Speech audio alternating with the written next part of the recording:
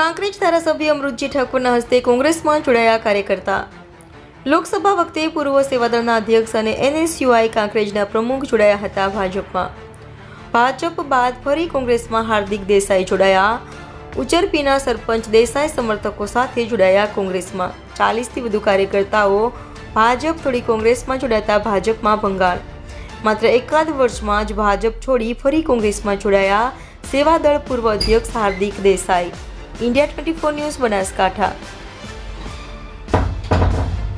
तालुका कांग्रेसनी विस्तृत कारोबारी बैठक में आज भारतीय जनता पार्टी छोड़ीने कांग्रेस पार्टी में घर वापसी करी रह्यो छूं। आज थी लगभग एक वर्ष पहला मैं भारतीय जनता पार्टी में जोड़ाया था, क्यांक अमारा नाना मोटा मतभेदना कारणे, परंतु एक वर्षना भारतीय जनता पार्टी अनुभव में मने एवुं देखाणुं कि भारतीय जनता पार्टी में एक VIP कल्चर आवी गयुं छे। त्यां तमे पैसावाळा हो, मजबूत हो, पैसे टके आर्थिक समृद्धि हो तो ज तमने गणवामां आवे अने सामान्य माणसोनी कोई गणतरी नथी। भारतीय जनता पार्टीनुं शासन जे मात्र विकासनी वातो उपरथी करवानी, बाकी नीचे कंई ज नहीं, धरातलनी प्रजा ए भारतीय जनता पार्टी थी खूब ज दुखी छे।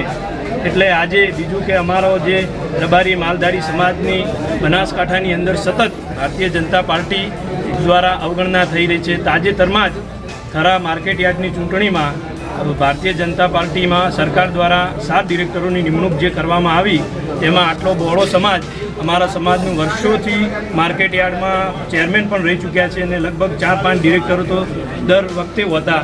આ વખતે એક પણ ડિરેક્ટરમાં પણ નિમણૂક કરવામાં નથી આવી। તાજેતરમાં બનાસ બેંકની ચૂંટણી થઈ, જેમાં પણ વર્ષોથી વાઇસ ચેરમેન પદે રબારી સમાજની નિમણૂક કરવામાં આવતી હતી, ત્યાં પણ બાદબાકી કરવામાં આવી। 2022ની વિધાનસભાની ચૂંટણીમાં રબારી સમાજની નારાજગી ભાજપને ભારે પડી હતી, તે છતાં પણ ભારતીય જનતા પાર્ટી કોઈ તેના ઉપરથી પ્રેરણા લીધી નથી અને વારંવાર સમાજની અવગણનાથી પણ અમને ખૂબ દુઃખ થયું છે। આખો સમાજ કોંકરેજ તાલુકા નહીં પણ બનાસકાંઠા રબારી સમાજ પણ આક્રોશમાં છે। બીજું કે ભારતીય જનતા પાર્ટી દ્વારા એમના આગેવાનો દ્વારા જે તાલુકાનો વિકાસ રોકવાનો જે પ્રયત્ન થઈ રહ્યો છે, અમે આજે સરપંચ તરીકે છીએ। છેલ્લા એક વર્ષમાં ગામની અંદર કોઈ ગ્રાન્ટ નથી આવી। લોકો પ્રશ્નો પૂછે છે કે ભાઈ આપણા ગામનો વિકાસ કેમ થતો નથી, પરંતુ તાલુકામાં આયોજન જ થતા નથી તો પછી ગામમાં ક્યાંથી આવે? કૂવામાં હોય તો અવાડામાં આવે। તમે ભાજપની ચાલુ સરકાર હતી, એમાં તમે ભાજપમાં બેઠેલા હતા, એ ટાઈમે તમે રજૂઆતો કરી હતી, ભાજપ સરકારે આપણે શું કર્યું? અમે વારંવાર રજૂઆતો કરી કે સાહેબ આયોજનો થતા નથી। અમે તાલુકા પ્રમુખશ્રી હોય કે ગમે તે અમારા જે ત્યાંના આગેવાનો હતા એમને રજૂઆતો કરેલી, એટલે કે થઈ જશે, પણ હજુ સુધી અમે એક વર્ષ સુધી કોઈ નિર્ણય ત્યાં લેવામાં આવ્યો નથી કે કોઈ તાલુકાનો વિકાસ શા માટે અટકી રહ્યો છે, તો એ લોકો જ જાણે। હવે તમે ફરીથી કોંગ્રેસમાં આવ્યા છો, આગલી જે ચૂંટણી છે એમાં શું કહેશો? આગામી તાલુકા અને જિલ્લા પંચાયતની ચૂંટણી હાલનો માહોલ જોતાં 100% કોંગ્રેસ પાર્ટીની બને છે, કારણ કે લોકો ભાજપથી ત્રાસી જ છે। બીજું ભાજપનો અંદરો અંદર એવડો ઝઘડો જે લોકો સ્થાપના કાળથી ભારતીય જનતા પાર્ટીને મજબૂત કરી હોય, આજે એવા લોકો સામે પણ કેસો થઈ રહ્યા હોય તો મારા જેવા અને તમારા જેવા સામાન્ય માણસો તો શું અપેક્ષા રાખી શકે?